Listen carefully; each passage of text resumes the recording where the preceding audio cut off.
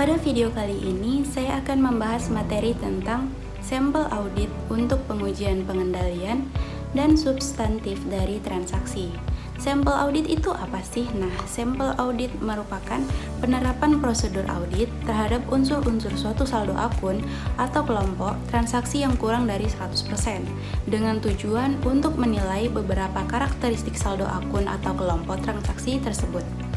Kemudian, sampel audit juga diterapkan baik untuk pengujian pengendalian dan pengujian substantif. Namun demikian, hal tersebut bukan berarti dapat diterapkan untuk seluruh prosedur audit yang dapat digunakan dalam pengujian-pengujian tersebut. Contohnya, sampel audit secara luas digunakan dalam pemeriksaan, konfirmasi, dan penelusuran. Tetapi hal tersebut tidak biasa digunakan dalam pengajuan pertanyaan, observasi, dan prosedur analitis.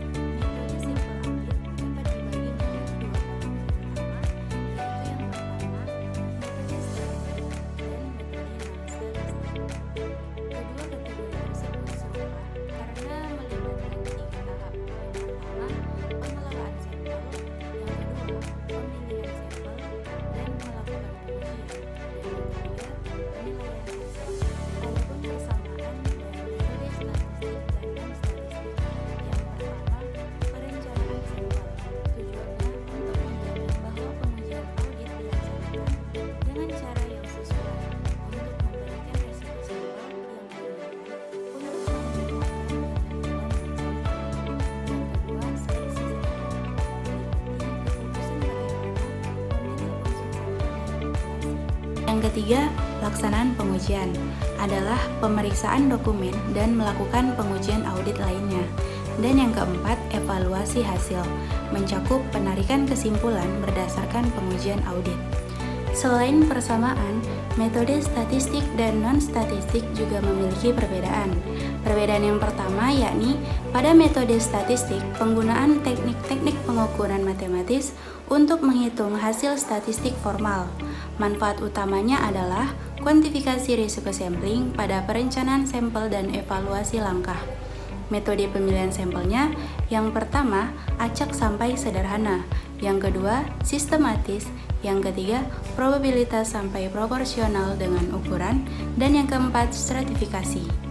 Pada metode non-statistik, pemilihan unsur-unsur sampel yang diyakini dapat memberikan informasi yang berguna pada populasi. Kesimpulan yang diambil lebih didasarkan pada pertimbangan atau judgmental sampling.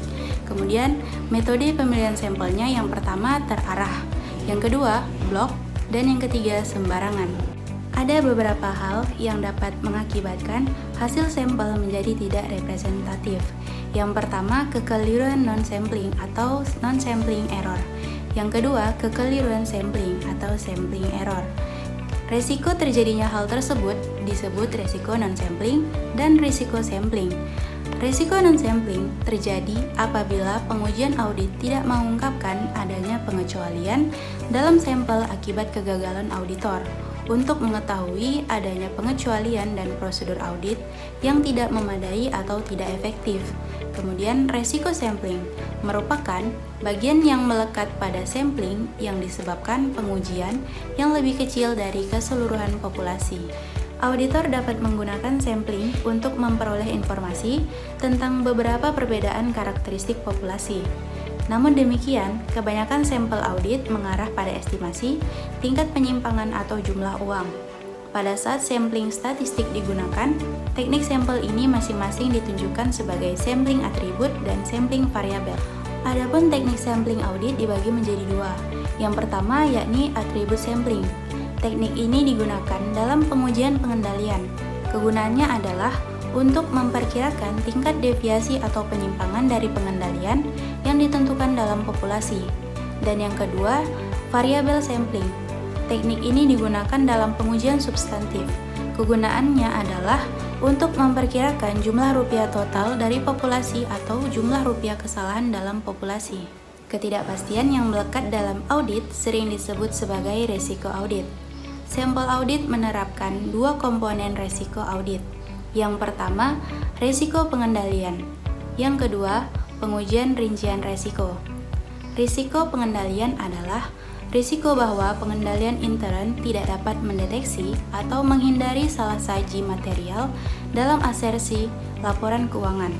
Kemudian, pengujian rincian risiko merupakan risiko bahwa salah saji material tidak akan diungkapkan dengan pengujian rincian oleh auditor. Dalam melakukan pengujian pengendalian dan pengujian substantif, jenis risiko sampel berikut dapat terjadi pada pengujian pengendalian.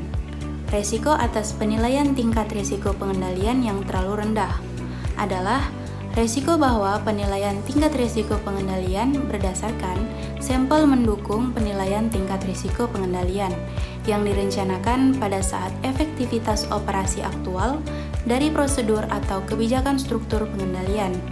Jika diketahui, dianggap tidak cukup mendukung tingkat penilaian yang direncanakan. Kemudian, pada pengujian substantif, resiko kesalahan penerimaan adalah resiko bahwa sampel mendukung kesimpulan bahwa saldo akun yang dicatat tidak salah saji secara material, padahal saldo akun tersebut tidak salah saji secara material. Yang terakhir, resiko non-sampling menunjukkan bagian risiko audit yang tidak disebabkan oleh pengujian hanya pada sebagian data. Sumber-sumber risiko non-sampling meliputi yang pertama, kesalahan manusia, seperti kegagalan untuk mengenali kesalahan-kesalahan dokumen. Yang kedua, penerapan prosedur audit yang tidak sesuai dengan audit. Yang ketiga, salah menginterpretasikan hasil sampel. Dan yang keempat, kepercayaan pada informasi yang salah yang diterima dan pihak lain, seperti jawaban konfirmasi yang salah.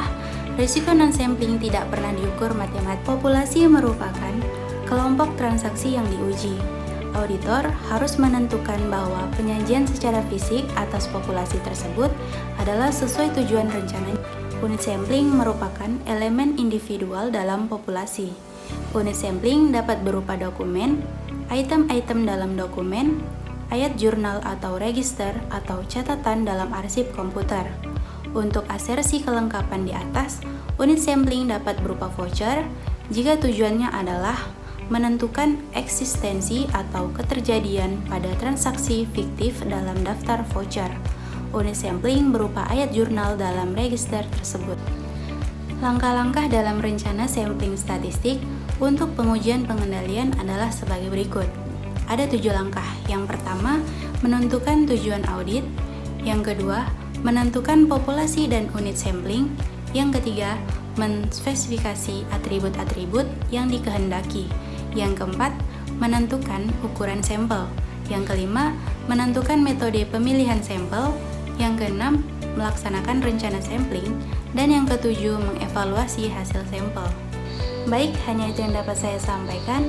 Jika masih banyak kekurangan, saya mohon maaf. Saya akhiri dengan wassalamualaikum warahmatullahi wabarakatuh.